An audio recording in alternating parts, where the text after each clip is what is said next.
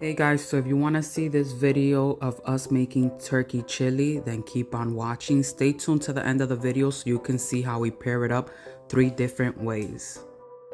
Hey guys, so today we're going to be making turkey chili. So here are some of the ingredients that we're going to use. 2 ground turkeys, these are 99% fat free. We have some vegetable broth, Worcestershire sauce. We have some tomato paste. We have 2 cans of dark kidney beans, diced onions, because I was not going to go ahead and do that, green onions, a can of diced tomatoes, and some garlic. So Marlene is breaking up the ground turkey. We went ahead and added some olive oil, and we're just gonna break this meat down and let it cook through. You wanna make sure, we're talking at the same time, that your meat is fully broken. It takes a while to break down. Yeah, you gotta break it down with a wooden spoon. So some of the recipes call, we watched a couple because we didn't know what seasonings to use. So we're gonna go ahead and start seasoning it. I just get like the heebie-jeebies, and this is black pepper. If I don't season my meat right away, I don't know, like I have to season my meat, like. So we're gonna go ahead and add salt and pepper, and I'm just gonna add that amount. We're gonna add some Worcestershire. Marlene is obsessed with this stuff. Yeah, after I saw them talking about this in the Food Network, that it gives it like a good flavor, because it has vinegar, soy sauce, and all that good stuff. So it's good for your meat products. I never go back, and it's just like a staple. So onion powder, we're gonna add some.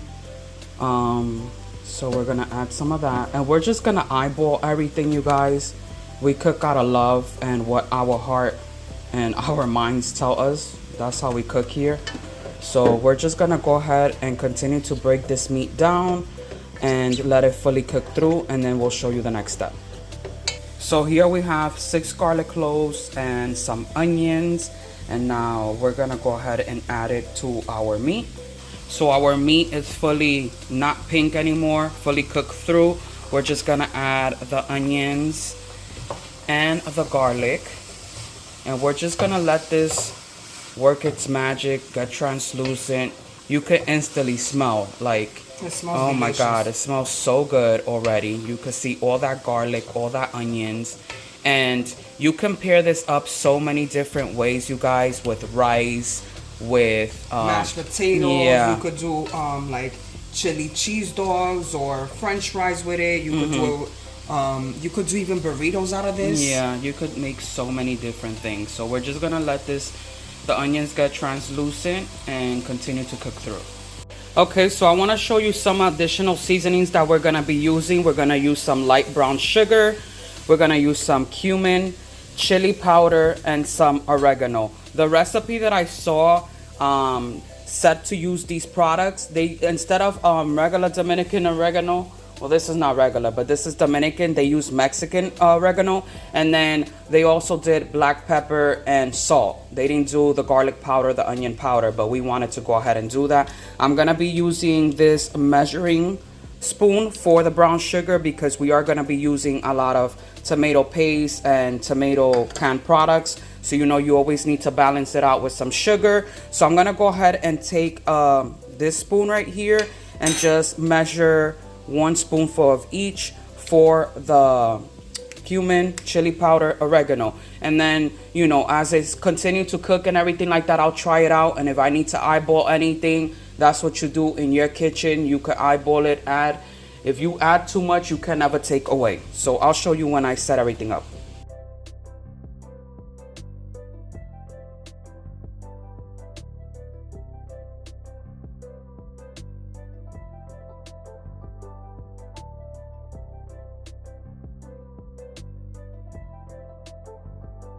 So now we're gonna add the brown sugar, the oregano, chili powder, and the, what else did I put in it? Cumin. And now we're just gonna take 2 tablespoons of tomato paste. You wanna make sure that you mix this up well because it could stay like really chunky. So just take your time and mix it well. Oh my god, the color looks amazing so far. It is beautiful color. Like, look at that, you guys. So good. Like, it's just amazing. So here, one of the recipes called for a lager. a beer, and I'm like trying to figure out on Google what beer I should get. Before that, I even thought of like a Budweiser, but Marlene for some reason was like, oh, let's just get a non-alcoholic beer. That's a lager. And I'm like, no, it's not. I think it needs to be like a beer. So I got this one. I think it's Yingling, right? Is it Yingling? I guess. Or maybe call it yin yang something. yin yang or whatever. But initially we were only gonna use half of the can because it is 8 FL ounces. So I don't know if that's 8 ounces or not, but I ended up putting the whole thing. I was trying to figure out here in this part what were the ounces. I don't really know. We just added the whole thing and it just made such a difference. Like, the flavor is just bomb. Like, literally, do not skip this step. Only if you don't drink, then just use any. Yeah, but they'll cook it out. Yeah, but some yeah, I get it. For those that do not want alcohol in their system at all whatsoever, then skip the step.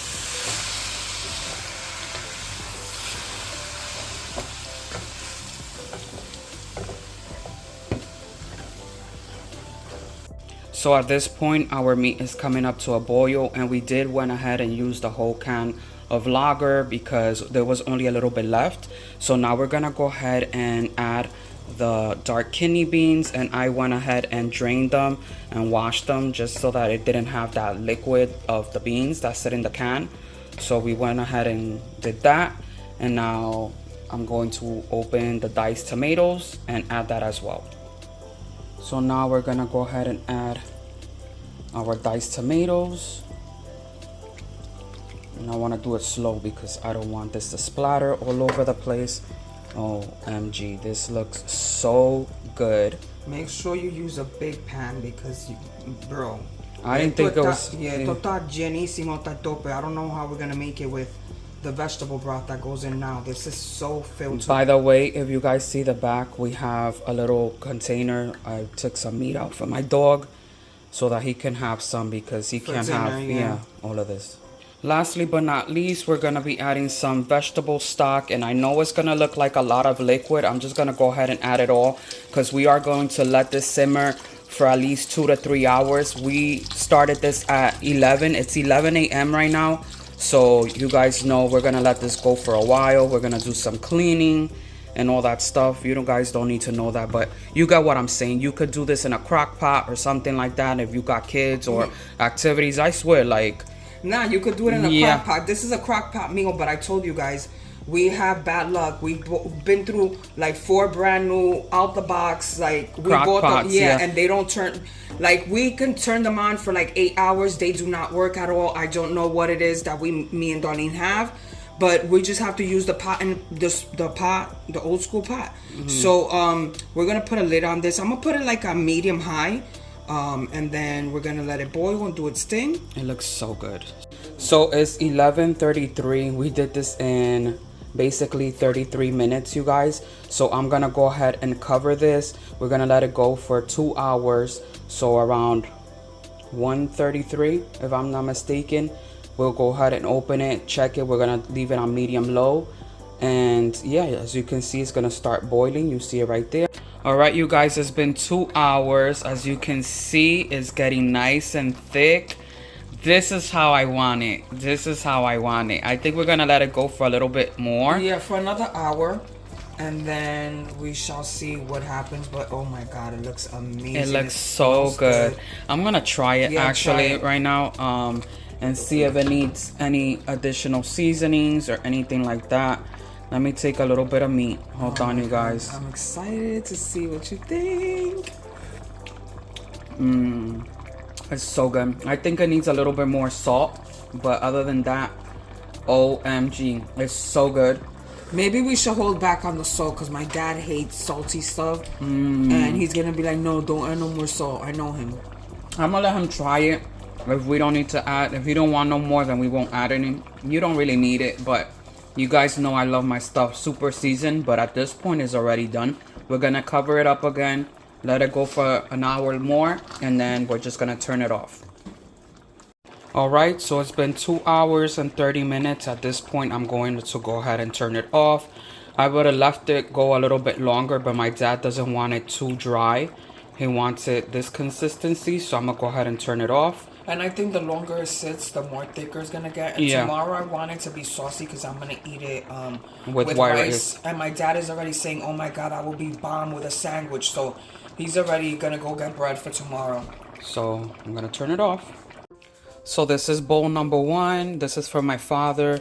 Some club crackers and then some cheese and green onions. Yums. So this one is the next bowl. This one is my brother. This one has cheese, sour cream, and cornbread. Look at that melting. OMG. And this one is the third one. This one has all the fixings, cheese, sour cream, green onions, and tortilla chips. Let me know down below which bowl you like the best. We hope you guys enjoy this video. Look at that. Thank you for watching. It's delicious, by the way, you guys. It is amazing. See you next time.